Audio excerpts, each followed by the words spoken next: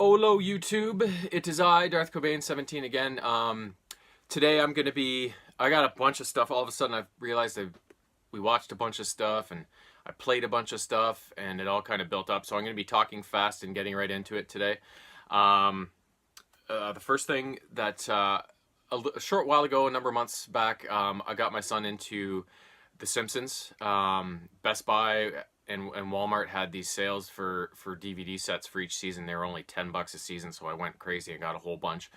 So right now we just finished season 6, which is it was a 4-disc collection with 25 episodes. And there's some really classic ones in this collection. When Bart believes he witnesses Ned murder his wife Maude.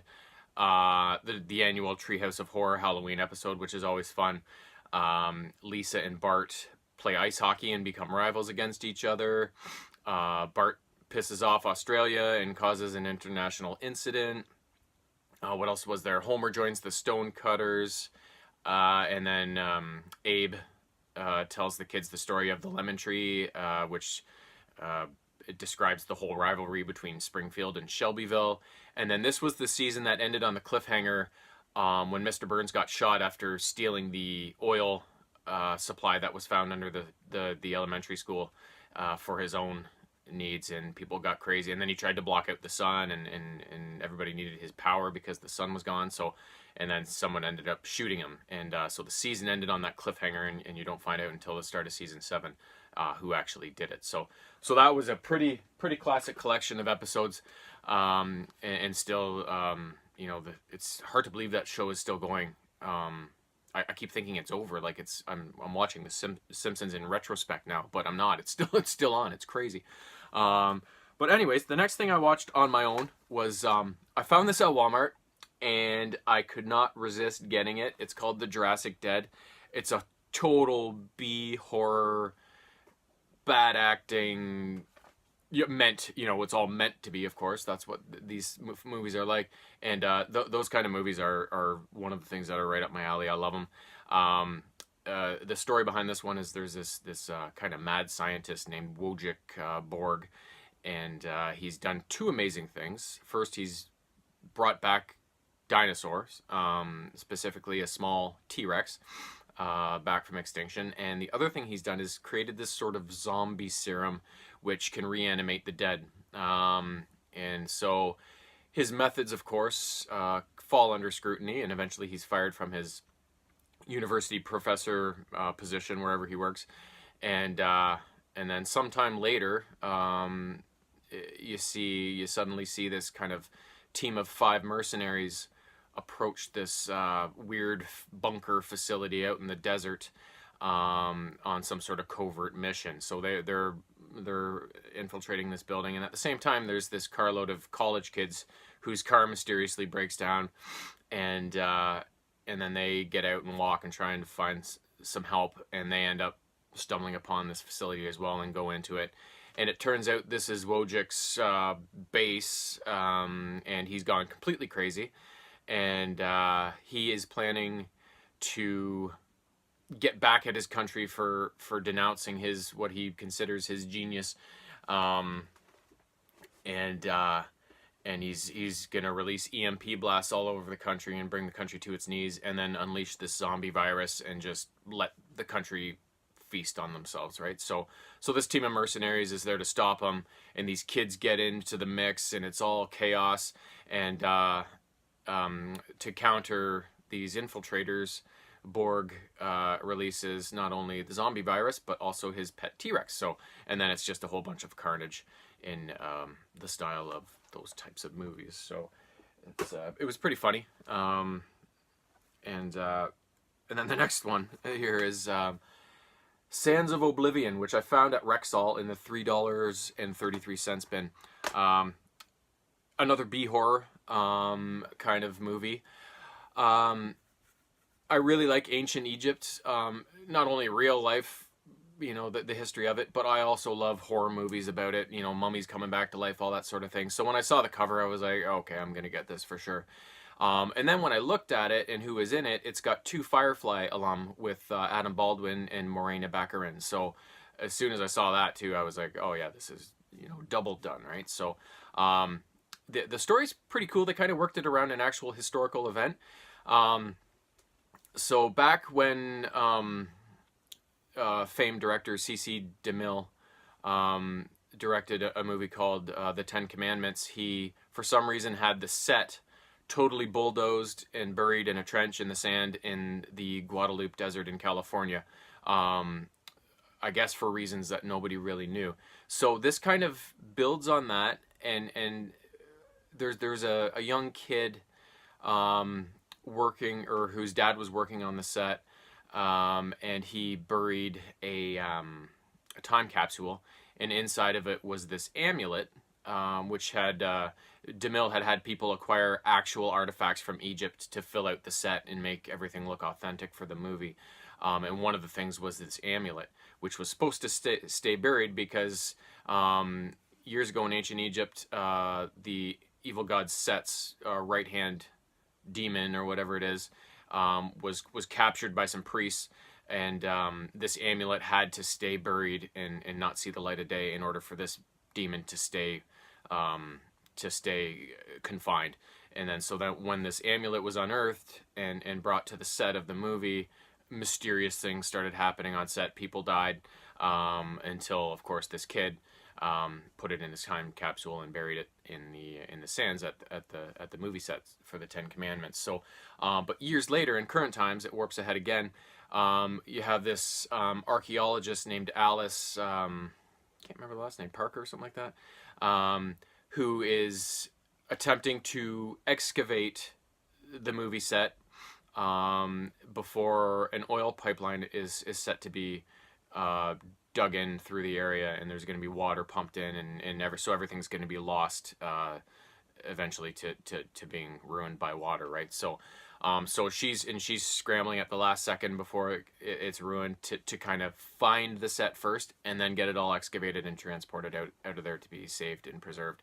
And then she's approached by this old man and his son, or his grandson Mark, and the old man happens to be the kid that was on the set of the Ten Commandments, who happened to bury his time capsule there so many years ago, and he just wants a chance to dig it up and find it, and he thinks he can help her find it because he was there and he knows where the set was. So she relents. They find it. They find the time capsule. The amulet is unearthed, and suddenly John is dead, and this beast is awakened. And from then on, it's just this creature wreaking havoc, killing people, and it's up to Alice and Mark and Alice's soon-to-be ex-husband Jesse to to fight this thing off and try and destroy it and try and save themselves, basically. So yeah, so another B horror kind of cheesy flick. Don't regret it for $3.33, and it was cool to see, like I said, the Firefly people back. So the other two things are games. This one, I kind of finished it, I guess. I got, it's called DK Jungle Climber on the 3DS, and I guess it's for the DS, but I played it on the 3DS. But it's done in typical Donkey Kong game fashion, but the difference with this one is that you're always climbing. You're using both of his arms to kind of climb. There's pegs, there's other objects that you can use, and he's not always climbing. You are still walking and jumping and stuff from time to time, but a lot of it has to do with climbing. And sometimes the screen is moving, and you have to keep pace with it. Sometimes it's not. Sometimes there's solid ground underneath you. Sometimes there's not. There's the abyss that you can fall into. But yeah, it's just you have to use these climbing skills to basically get you through the game. And it's still divided up into the same, I think there's 5 or 6 worlds, and each level you have to find, the KONG letters and banana coins and stuff like that. It's all very typical to the Donkey Kong franchise, and it's very good. It's very fun. It's very awesome. I got to level 6-3, which I assumed was the last one, because you confront King K. Rool, who is the main villain in this game, and he has stolen these crystal bananas or something from the Banana Kingdom, and you're helping this fellow who came to you for help get them back. So when I got to the final level, the level itself is super hard, but I got through with all of the items, and then I finally managed to beat King K. Rool in what I thought was the final boss fight. But then he morphs into a different version of himself. And then it's just so hard, right? Like, and as soon as you lose Diddy Kong, you're screwed in that last fight. And it's so easy to get hit once, you know, that it was so hard. I just kind of gave up on it. Maybe eventually I'll come back and try it again, but yeah, I'm just kind of done. It kind of tapped me out. I did play the alternate modes. There's some challenges that have mini games and stuff too, which are all very fun. But overall, it's a very good game, very consistent with the Donkey Kong franchise. The only downside to it, as I find with most Donkey Kong games, they look so good, they play so good, they're so amazing, but they're always so hard. Especially if you want to get everything along the way, you know. So yeah, very consistent Donkey Kong experience, and I highly recommend. If you want to give it a try, just be warned of the difficulty level. Last thing, James and I finished playing this just recently on the PS4, Cars 3 Driven to Win. The story behind it is pretty generic for Cars. Chick Hicks has this Chick's Picks racing show alongside this statistician named Natalie Certain, and he's making fun of Lightning McQueen because Lightning's struggling in the simulator, and Chick's like, you can never beat Jackson Storm, even if you know, whatever, tried your hardest, whatever. And so Lightning gets pissed, of course, and so then he sets out to train and eventually confront Jackson Storm and beat him in a race. So there's a ton of races, a ton of modes. There's race mode, which is just a straight up race. There's battle race, which is a straight up race only with weapons you can crush people with. There's takedown, which isn't really a race. You're just you're racing around the track, but you're taking down drones, as many as you can within the time limit, and trying to get the best rank you can.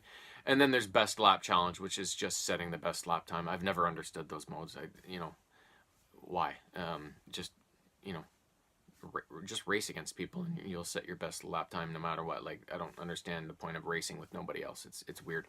But anyways, you have to do them all in order to kind of unlock everything. So we played all 4 modes, and then once you get those done, the master level events unlock, and that's where you work yourself. There's not many of them, but eventually you work yourself up to the Jackson Storm race, and if you beat him, you know, that's game over. So, and then there's a couple other modes too, like there's a playground where there's just obstacles and ramps and stuff where you can just practice, and then some other sponsored race modes where it's the same thing as the regular modes, only you can change your you can put your guys on different teams so you can see what they look like kind of in different colors and stuff. So overall, the game it was a really good game.